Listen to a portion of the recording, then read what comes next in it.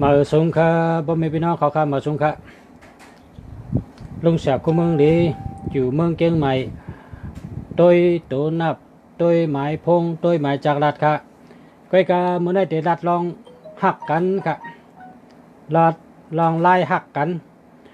เฮาก้นเฮาก้อนหนึ่งไล่ก้อนหนึ่งหักกันไล่หักกันไล่พร้อมกันไล่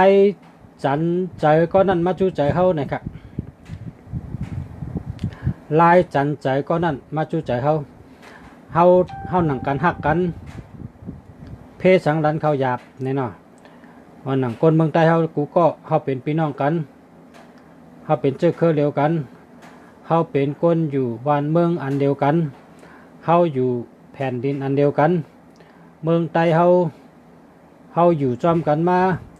ล้านปีหมื่นปีเฮงปีปากปีเฮงปีเต็มเมื่อก่อนมือมื่นชื้นก่อนเขาก็เต้นอยู่มาจอมกันเป็นเจอเครือใต้เขาเหมือนกันครับอำใจว่าชูเป็นก้นเครือเล็กอำใจเจอเครือเขาเนี่ยเขาว่าละค่ะเพราะเผยว่าก็ไม่เป็นก้นเงือแกน่ะเพราะเผยว่าก็เงือแกก้นเมืองเดียวกันก็หรือว่าเป็นเจอเครือเดียวกันหรือว่าเป็นพี่น้องกันนะครับแต่ละเมืองไทยเนี่ยก็เป็นว่า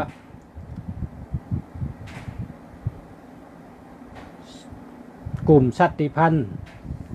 พอเมืองมันก็เป็นว่างีโกมองน้ำมะเมียงีโกมองน้ำมะเมียเนี่ยเป็นพี่น้องกันก็นะเป็นพี่น้องกันตั้งนำก็เขาเป็นพี่น้องกันก็เปิดจังนั้นแหละขาดเอากล้ามชิบคอมาตอนปันพอไม่พี่น้องเขาเอากับเจ้าตื้อได้กูก็ค่ะหักกันพร้อมกันจันใจก็นั่นมาเป็นใจเฮานะครับจันใจเปิ้นมาเป็นใจเฮาจุงจันใจเปิ้นมาเป็นใจเฮานะครับนะไล่จุงใจจันเอาใจเปิ้นมาเป็นใจเฮาในมี10ข้อนะครับมี10ข้อครับพ่อแม่พี่น้องเขาเฮาเคยเปิ้นพร้อมเฮาเคยเปิ้นหักเฮาโกโลหมอ10ข้อในค่ะ10ข้อในหลวงจักอมชบไว้เมื่อนังศีล5เมื่อนังศีล8เมื่อนังศีล10พักศีล5ได้ต้องกูก่อนเนาะศีล8ศีล10นั่นน่ะอันนี้ก็เป็นข้อความ10ข้อเป็นข้อความดีตาเฮาพร้อมกันตาเฮาหักกันตาเฮาเป็นน้ำหนึ่งใจเดียวกันข้อที่1ค่ะข้อที่1ในว่ากันต่อค่ะนะข้อที่1ในว่ากันต่อค่ะการสังก็เย้าพอเฮาเลยลาดป้นพอเฮาเลยเฮ็ดผิดพอเฮาเลยป้นเป็นเสียรองเสียเมียวนี่ก็เขาก็รัดว่ากันต่อค่ะกันต่อใหญ่ๆนำค่ะอันนั้นก็เตยืนกับปนาเขาก็กันต่อค่ะอันนั้นก็เตเจอเอาให้ไม่เมียวปันเฮายืนปันเฮาเนี่ยก็กันต่อค่ะในจังไกเจอพอเฮาเตลัดต่อเพิ่นนี่ก็กันต่อค่ะย่อจังไกลัดต่อพอเฮาเด็ดทำว่าเส้นตั้งในลูกกันในกระป๋องก็เลยค่ะนี่ก็ยกมือไว้กันต่อค่ะเมาสูงค่ากันต่อค่ะเส้นตั้งในลูกตีในกระป๋องที่ใดค่ะเจียมเจนในกะข้อความอันว่ากันต่อค่ะอันว่าในเป็นข้อความหลีที่1ค่ะในกำผาในเปิ่นใจกูมึงค่ะข้อความอันว่ากันต่อค่ะเนี่ยนะพอเฮาหมอกันต่อค่ะเนี่ยเปิ่นก็อ่ำจังเฮานะเปิ่นก็อ่ำจังเฮาเปิ่นหักเฮาค่ะกันต่อค่ะเนี่ยเฮาว่าจับซบตาเสนาข้อที่1ค่ะอันนี้เป็นไล่จันใจเปิ้นมาจำใจเฮาไล่หักกันไล่พร้อมกันจันใจเปิ้นมาจำใจเฮานะครับเนาะข้อที่1ในกันต่อค่ะนะข้อที่2ในให้ว่าขอบใจค่ะนะขอบใจค่ะข้อที่2ในให้ว่าขอบใจค่ะกูเมียวกูลองเฮาหมอรัดว่าขอบใจค่ะ นะอันกำมันว่าเกจูใหญ่ค่าเนี่ยกำมันว่าเช่นนั้น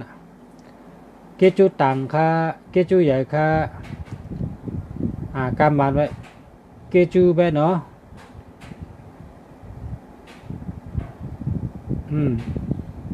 เกจูใหญ่ค่านี่นะเนาะเพราะว่ากำมันก็ประกำใจก็ขอบใจค่านะขอบใจค่าอันนี้เป็นข้อที่2ครับบอกความไทยเนี่ยครับว่าขอบใจค่าขอบใจค่าขอบคุณครับขอบคุณค่าเนี่ยว่าบอกความไทยคำในข้อที่3ในฮายอนอักขังฮายอนอักขังความมันว่าคุณดุด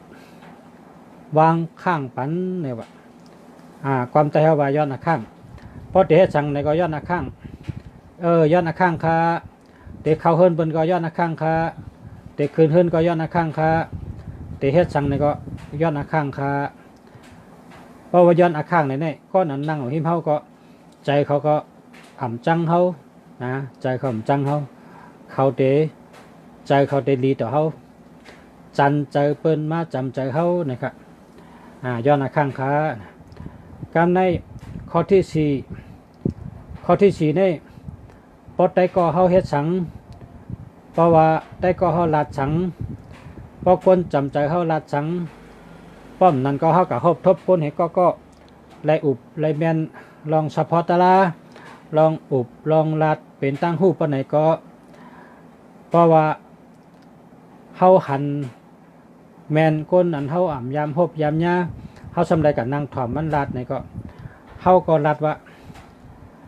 คาหันดีจอมค้าว่าไหน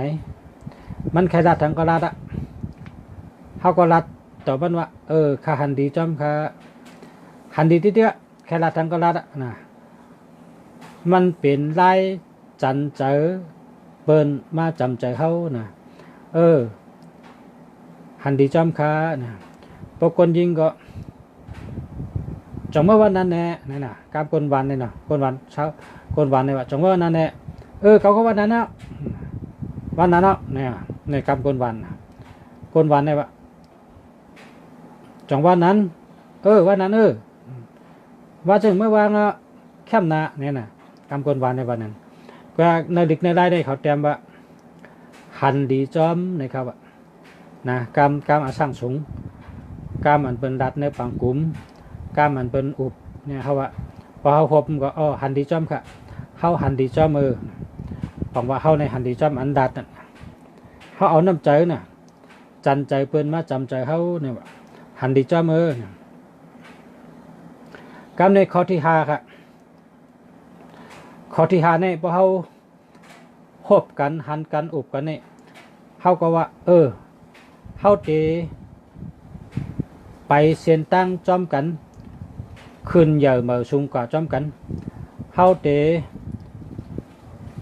ยืดใหญ่กว่าจอมกันนะเพราะเป็นคนได้ก่อกันนี่ก็มาเขาเตจุงมือกันไปตั้งจอมกันไปตั้งจอมกันขึ้นใหญ่เหมือสูงจอมกันมากมีจอมกันกัดเย็นจอมกันออกแมงจอมกันไล่กินได้อยู่ไล่กินได้ดูจอมกันเช่นไหนกูกำว่าเขาเตะขึ้นใหญ่จอมกันในนั้นเนาะเขาเตะกว่าจอมกันเขาเตะไปจอมกันเนาะในเป็นข้อกำว่าเขาเตะไปยืดใหญ่จอมกันเนี่ยว่าขึ้นใหญ่จอมกันเนี่ยอันนี้เป็นได้ข้อที่5จันใจเปิ้นมาจำใจเขานะครับข้อที่5เป็นที่ก็เป็นหนังกันนั่นน่ะเนาะคนใต้แกว่าความใต้ว่าลงลำเดียวกันเนี่ยเป็นที่ก็เอากันว่าป้ากันเป็นข้าวเย็นป้ากันอุ่นน้ำขุ่นป้ากันเสือนั่นน่ะเนาะอันในข้อที่5ครับเขาเดไปเส้นตั้งจอมกัน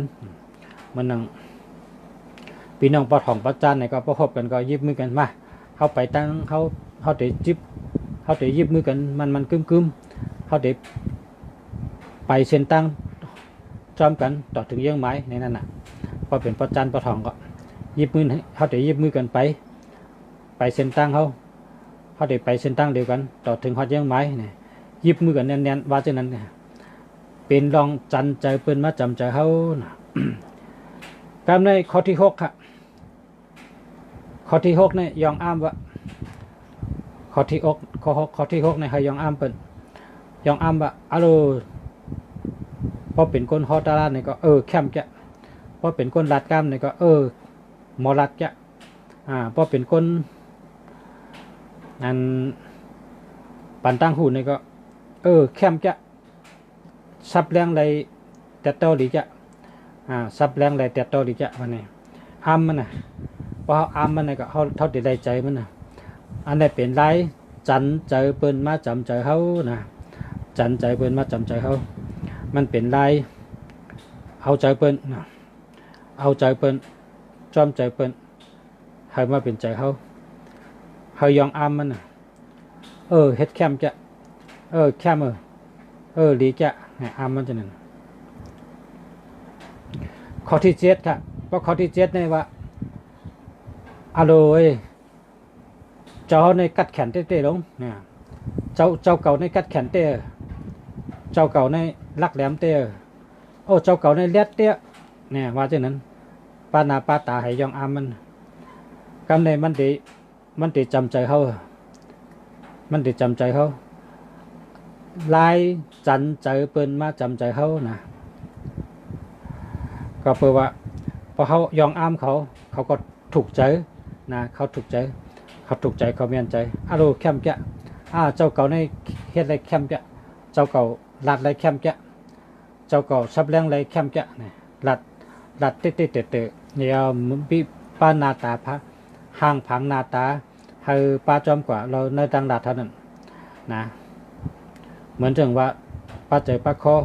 เหมือนเขาเก้าสาวนั่นนะคนเก้าสาวเนี่ยก็ตั้งนาตั้งตาตั้งเสียงตั้งข้อความกว่าจำกันหมดคนดัดต่อกันก็เอาใจเขานี่ให้เพิกจึงเขาใส่อยู่ที่เขาติดดัดนั่นอะโลเจ้าเก่าเฮ็ดได้แคมแกเจ้าเก่าในกัดแขนเตี้ยเจ้าเก่าในเฮ็ดแคมแกเฮ็ดแคมเตี้ยเจ้าเก่ากัดแขนเตี้ยว่าจะนี่อ้ามมันอันนี้ข้อที่7ครับ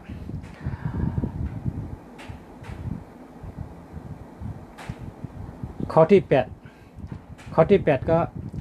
ลายเฮ็ดลายช่างแคมเตี้ยให้รัดจังไหนเฮาหันเจ้าเฮ็ดในเฮา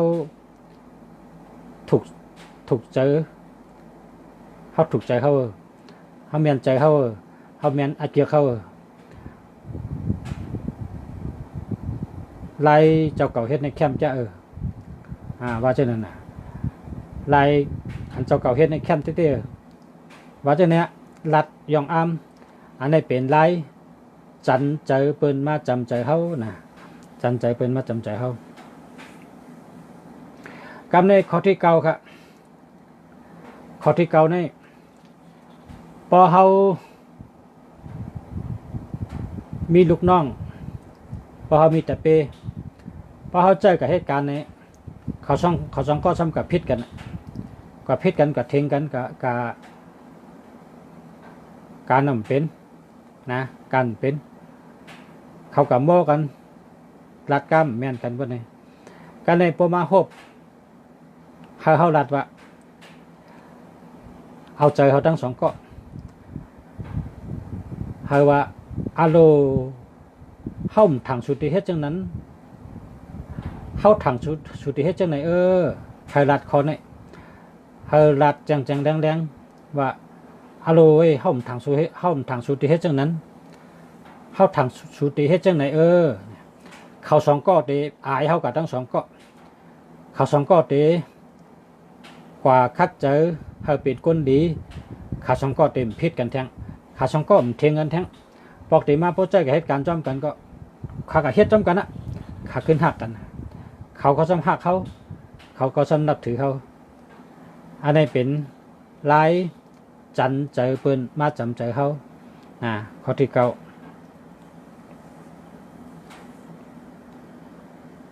ข้อที่10ในว่า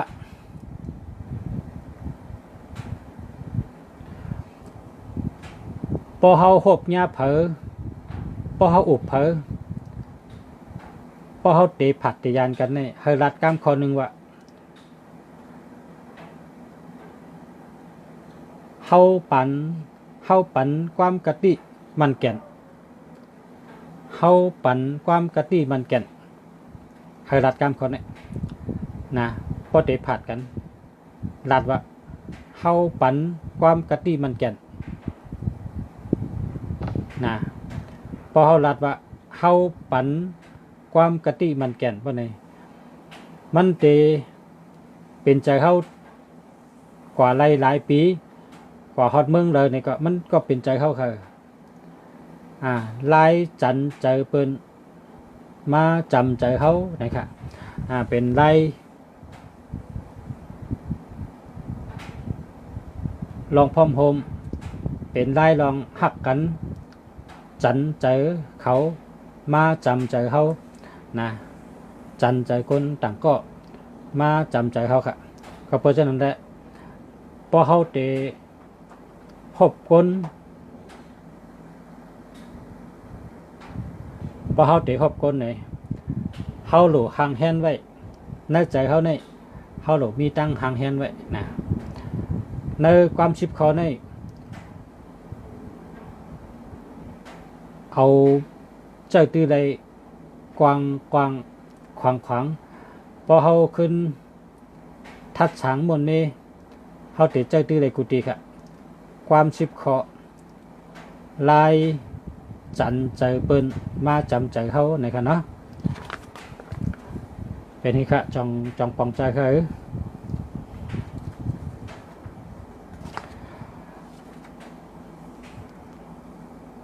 ก็เป็นไล่ปันตั้งหู้คนเขาขาในก็โหลไล่หมอ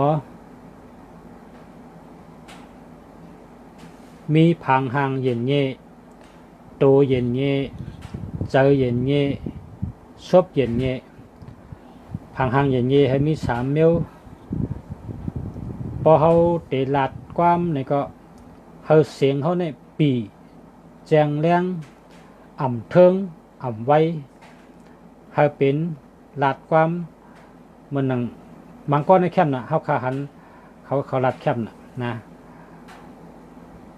เขาก็โดยบรรดาในแคมน่ะก็เบิกเขาเจ้าในไล่หลัดมาน้ำไล่พึกมาแคมนะเปิดห้องว่าชบเย็นเย่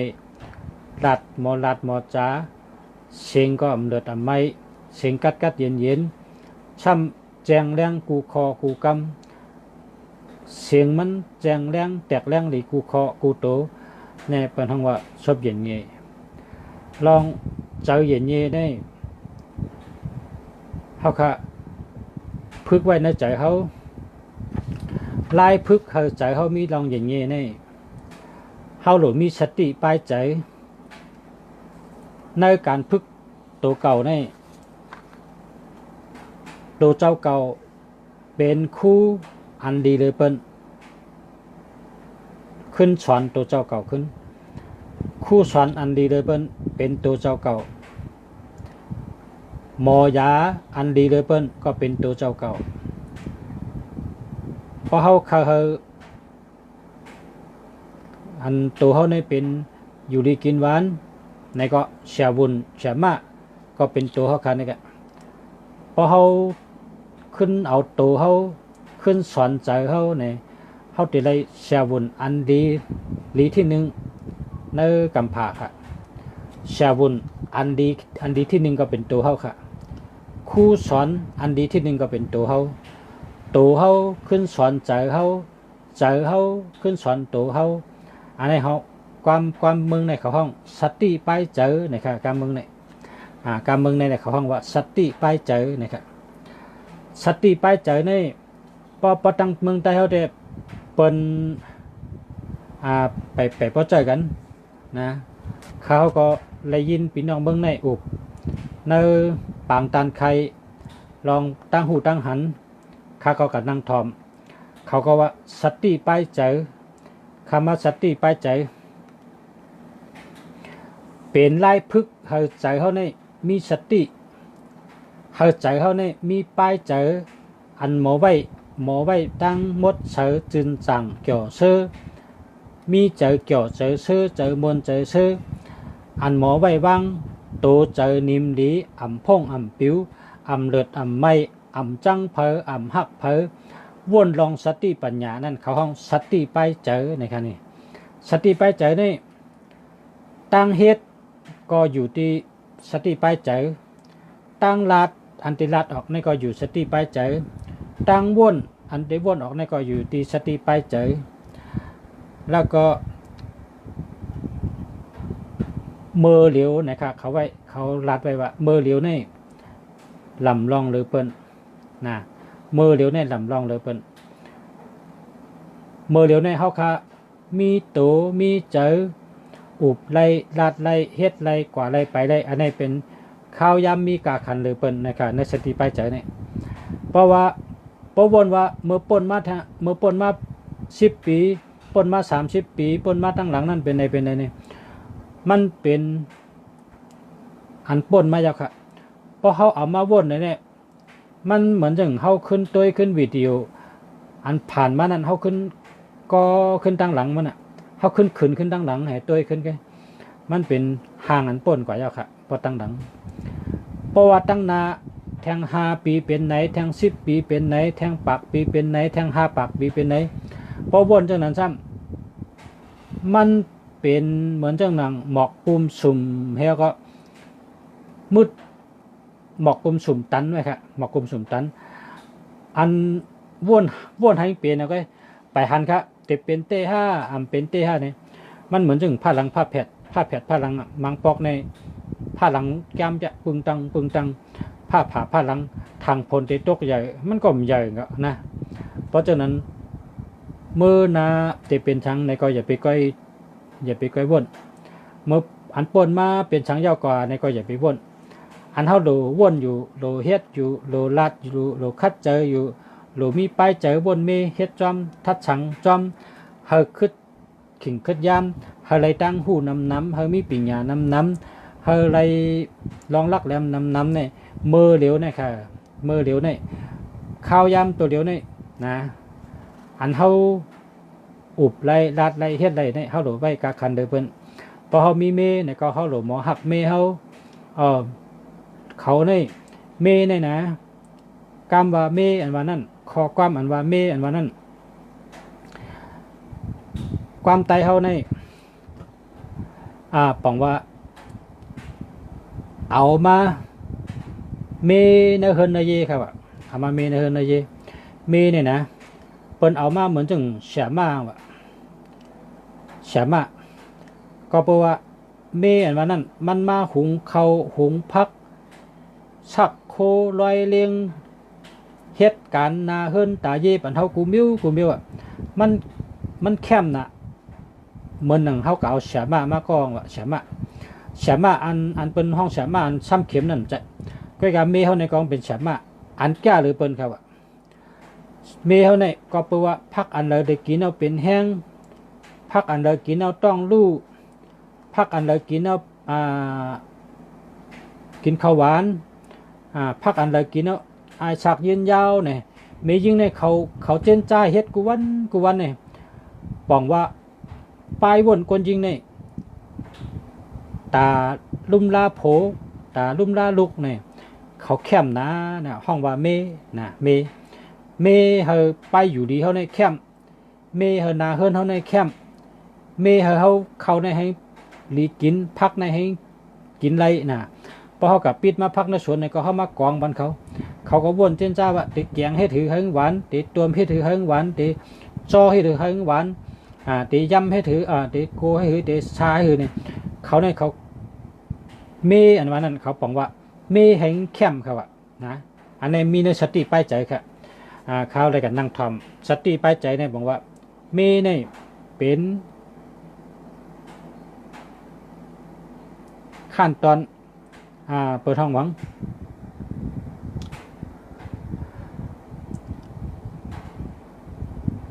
เป็นตอนอันแคมเตะเป็นตอนอันลำลองปุ่นตาโกนเฮาเตะค่ะเมอันวันนั้นเพราะว่าเมเนี่ยเขาเฮ็ดกูเมียวค่ะนะ เมเนี่ยเขาหุงข้าวเนี่ยหุงข้าวก็ให้สุกหรือให้กินหวานในก็เขาเจนจ้าแต่มือเจ้าอ่ะพอหุงสุกเขาในซ้ำพักอันเดียวหวานพอกินเอาเฮอย่าไปต้องแกนอย่าไปต้องกว่าพอกินเอาเฮอยู่ดีกินหวานเฮมีแห้งเนี่ยเขาซ้ำเจนจ้าพักในก็ซ้ำเจนจ้าอะไรกำเดียวซ้ำเฮ็ดออกมาหวานกูตาเฮ็ดออกมาหวานกูวันเนี่ยบอกว่าเมอันวันนั้นบอกว่าลีหักเตะเมเนี่ยนะลีหักเลยเบิ้ลมันเดี๋ยวมาเมบันในภาวะเฮากลใจก่อนหนึ่งเนี่ยมันได้เตรียมทนมากกูเมียวค่ะพอมีเมเนี่ยนะโคเรียงก็เขามาลอยปันลีดปันชักปันลอยปันลีดปันคอกปันตบปันตีเฉิดตีนอนก็ปัดเจ็ดถูอย่าเฮมีมุนหวานเข้าหวานพักก็เขาคำล่างแคมตากแห้งเจ็ดแห้งน้ำกินน้ำใจก็เขาซ้ำห่างแห้งไว้ปันเจนี่บอกว่าก้ามว่าเมย์ว่านั่นกว้างนะครับเพราะแต่รัดลองเมย์เนี่ยรัดอะไรเป็นวันก็เชิงได้แค่ไหนครับว่าในปลายใจเขานะในนาเฮินหนึ่งหลังในเมย์ว่านั่นมันแก้เหมือนฮื้อเนี่ยเขาแตกไว้มันเสียมากครับมันเสียมากก็การแก้เลยเสียมากครับเสียมากนั้นมันก็สอนมามันไรตัวเล็กไรอ่านเด็กไรหู้เด็กเข่งสอนมาเรื่องเด็กเลยมันหู้ร้องอียายค่ะเสียมากเนี่ยแต่ว่าเมย์วันนั้นมันหู้กูเมียวครับนะหู้กูเมียวตั้งแต่ไล่เลี้ยงลูกดุมลาลูกเหตุการณ์เฮิรนปกลใจเขานั่งสติเฮเอาไปเจอเหตุด้วยในคำพันว่าการมียิ่งเนี่ยว่าที่ได้การมียิ่งเนี่ยลำลองเตะแคมเตะนะครับนะในสติไปเจอนะครับนะสติไปเจอมียิ่งเนี่ยเขาเป็นเมกลเป็นเมกลเป็นเมของกลเขาคนใจเขากูก็เกิดมาตีมียิ่งเนี่ยไงนะมียิ่งเนี่ยเกจูใหญ่เตะนะเกจูใหญ่เตะอย่าไปป้อมียิ่งลาอย่าไปล่ามียิ่งลาอย่าไปปิดมียิ่งลานะมียิ่งในเป็นแม่ของนักลุมผ้าเนี่ยนะเป็นแม่ของก้นเขานะก้นกูก็เลยปึงเมให้เกิดมา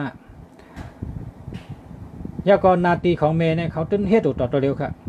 เด็กน้ำตำเขาลอยโคลอยเลี้ยงหุงเขาหุงพักตำน้ำพิษเฮ็ดเขามุนเขาปองกูลองกูเปิงกูเมียวเนี่ยแก่เตะเขาในออกปลายวนหมักนั่งยิงเนี่ยก็พี่น้องคนใจเขาคำพองเขาเต็มวนแม่นว่าเมเขาในเขาเอ็กเอาเทียกเอาเนี่ยมันแม่นเมียวค่ะนะเขากับกัดทำอันบนห่อว่าสติไปเจอเนี่ยเป็นวันเขามันกัดทำนั่นเจ้าเลยค่ะนะ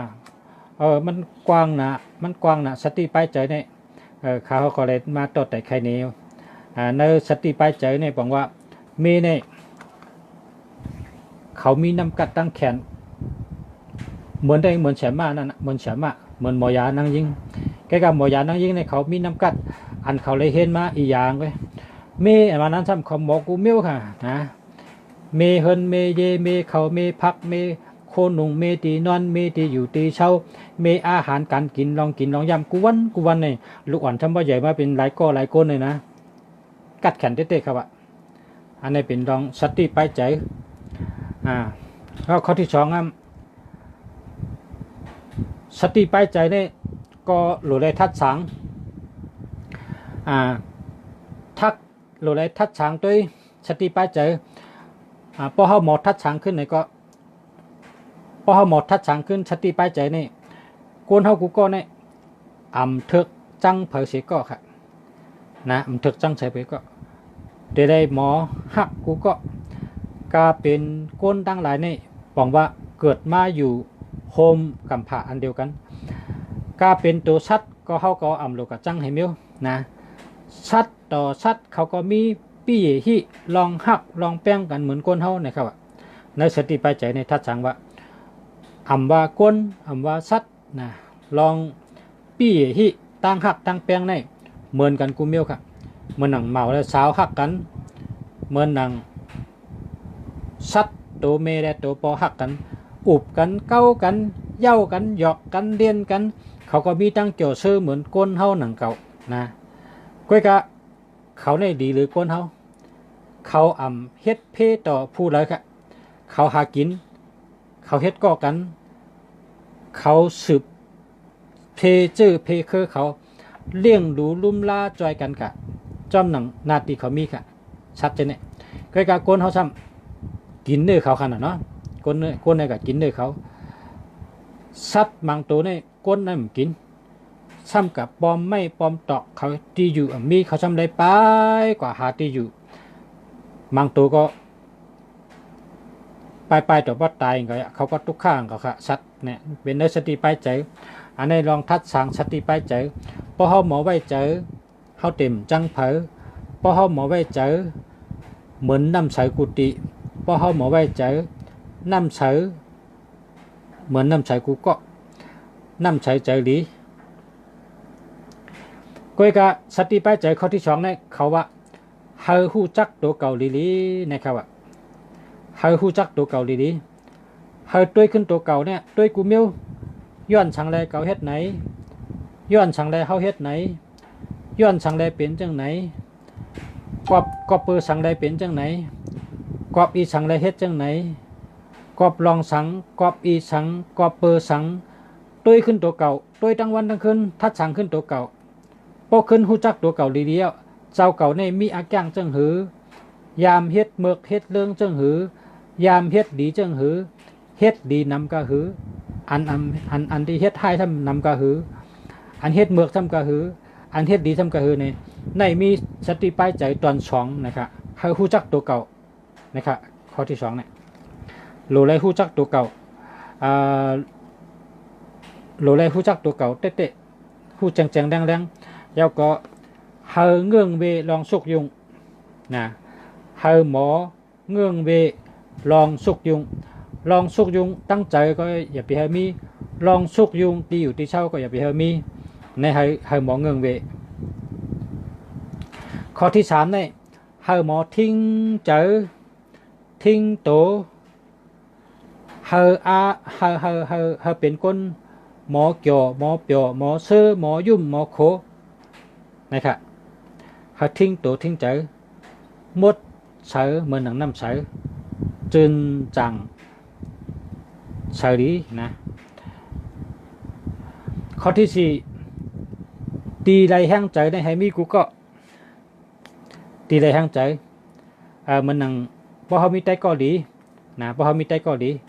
มันหมอลัดมันหมอปันแห้งใจเขาเนี่ยเขาหลงใกล้กับใจมันขาคนนั้นพอเขามีแฉะชะมาดีก็เลยใกล้หมออุบก็เลยใกล้หมอลัดก็เลยใกล้ปันแห้งใจเขาเนี่ยเขาหลงใกล้กับอุบมันกะเขาหลงใกล้กับใจมันนะเมื่อเดี๋ยวในกาปันเมื่อเดี๋ยวในทำเพราะว่าอ่ำตั้นกับใจอ่ำตั้นกับเหลมันตั้นกับใจมันบนไหนก็เขาสืบพงหามันใกล้ๆนะให้ใกล้ๆสืบพงหาอันนั้นบนห้องว่าตีไรแห้งใจนะครับตีไรแห้งใจเนี่ยมีของผ่าของมันคือกำไตเขาว่าไตเกาหลีนะไตเกาหลีชาชมาหลีอำนั้นก็ภูมิตังหูนะอำนั้นก็ก้นก็หมอลัดหมอจ๋านะอำนั้นก็ก้นก็หมอจอมลมนะฉะนั้นเป็นตีไรแห้งใจหลีครับนะเป็นตีไรแห้งใจหลีเฮอหมอเงื่องเวตีสุกยุงเฮอหมอเข้าหาตีอันไรแห้งใจหลีนะก้นนั้นก็หมอลัดต่อเขาแคมก้นนั้นก็หมอลัดจอมลมเฮาแลเฮาไหลตั้งเกี่ยวเชื้อเจอไหลตั้งแห้งเจอนั่นก็นั่นเป็นถัดเจอแห้งเจอเฮาตีไหลแห้งเจอฮะหลูใกล้ใจค่ะเนาะหลูใกล้ใจใกล้หากันสังวามตั้นใจก็สืบพงหากันใกล้ๆนะ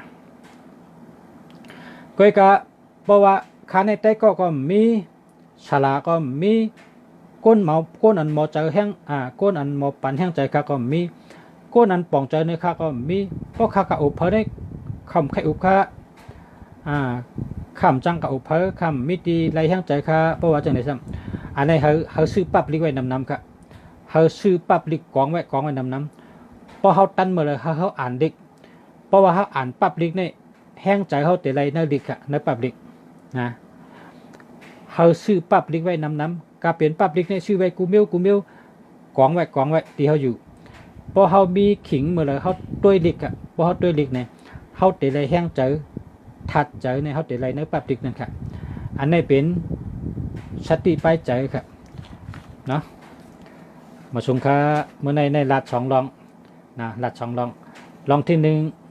ก็เป็นลองจันเจอเปิ้นมาจำเจอเฮานะครับมี10ข้อที่2จ้ำสติไปเจอนะคะเขาจากคู่เมืองดีเกียงใหม่ค่ะมาชมค่ะพ่อแม่พี่น้องขอกุ๊กคนค่ะนะเขาตัวหมายจากลัดตัวหมายพงนั่นก็กำคัดตัวปันเพราะว่าอันที่พี่น้องถามมานั่นข้าได้เตรียมตอบเป็นดิกใต้ปันค่ะเนาะข่าวยำก็10 โมงค่ะเนาะก็ย้อนขอบใจใหญ่นำค่ะขอบใจค่ะยินจมนำค่ะขอบใจกูก็กูก้นค่ะขอบใจค่ะมาส่งค่ะ